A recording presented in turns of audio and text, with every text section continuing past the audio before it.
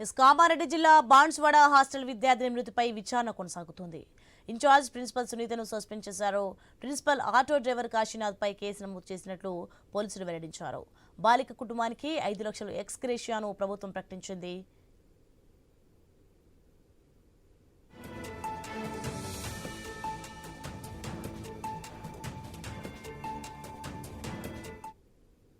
కోడిచెర్ల గ్రామానికి చెందిన సంగీత అనే విద్యార్థిని బోర్లం గురుకుల ఆశ్రమ పాఠశాలలో 8వ తరగతి చదువుతోంది. గణతంత్ర దినోత్సవం ఏర్పాట్లలో సంగీత ప్రమాదవశాత్తు ఆటోలో నుంచి జారిపడింది. తీవ్రంగా గాయపడడంతో బాన్స్వాడ ఆసుపత్రికి తరలిస్తుండగా మార్గ మధ్యలోనే మృతి చెందింది.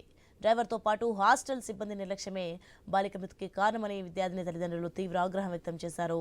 దీంతో ప్రిన్సిపాల్, ఆటో డ్రైవర్పై పోలీసులు కేసు నమోదు చేసి విచారణ చేస్తున్నట్లు పేర్కొన్నారు. ఇదే అంశానికి సంబంధించి మరింత సమాచారం మా ప్రతినిధి శ్రీకాంత్ అందిస్తారు. శ్రీకాంత్, మొత్తానికైతే బొర్లం గురుకుల పాఠశాల ప్రిన్సిపాల్ సస్పెన్షన్ పై వేటు పడినట్లుగా తెలుస్తోంది. దీనికి సంబంధించిన డీటెయిల్స్ ఏంటి? సోని కామారెడ్డి జిల్లా బాన్స్వాడ మండలం బోర్లం హాస్టల్లో విద్యార్థిని సంగీత మృతిపై విచారణ ఇంకా కొనసాగుతూనే ఉంది.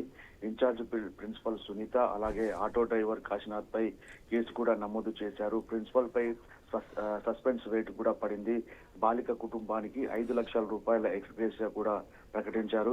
గురుకుల సిబ్బంది అజాగ్రత్త కారణంగానే విద్యార్థి ప్రాణాలు కోల్పోయిందని ఇటు విద్యార్థి సంఘాల నాయకులు కావచ్చు, అలాగే ఇతర పార్టీల నాయకులు కూడా ఆరోపిస్తున్నారు. రిపబ్లిక్ డే వేడుకల కోసం ఆటోలో తీసుకొచ్చినటువంటి ఫర్నిచర్ ను విద్యార్థులతోనే హాస్టల్లోకి సిబ్బంది తరలించారని తెలుస్తుంది. ఈ క్రమంలోనే ఫర్నిచర్ తరలిస్తున్న ఆటోలు ఒక్కసారిగా కదలడంతో ఆ ఆటోపై ఉన్న బాలిక కింద పడిపోయింది. దీంతో ఆమెకు తీవ్ర గాయాలై అక్కడికక్కడే మృతి చెందింది. మృతి చెందిన బాలిక సంగీత గురుకుల ఆశ్రమ పాఠశాలలో 8వ తరగతి చదువుతుంది. ఆమె స్వస్థలం మద్నూర్ మండలం కోడిచెర్ల గ్రామం.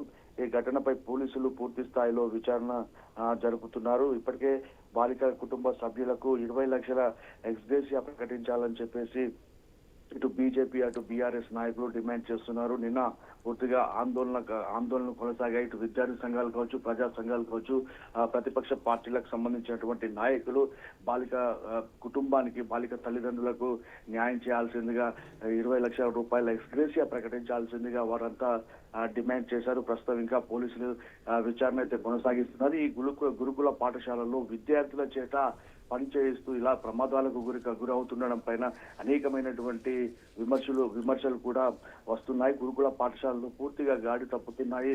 విద్యార్థులకు వసతులు కూడా సరిగా లేవు అంటూ నిన్న జరిగినటువంటి సంఘటన ద్వారా ప్రజా సంఘాలు, విద్యార్థి సంఘాలంతా డిమాండ్ చేస్తున్నాయి. ఈ ప్రభుత్వం వచ్చాక గురుకుల పాఠశాలలు పూర్తిగా గాడి తప్పుతున్నాయని చెప్పేసి ఆరోపణలు వెలువెత్తున్నాయి.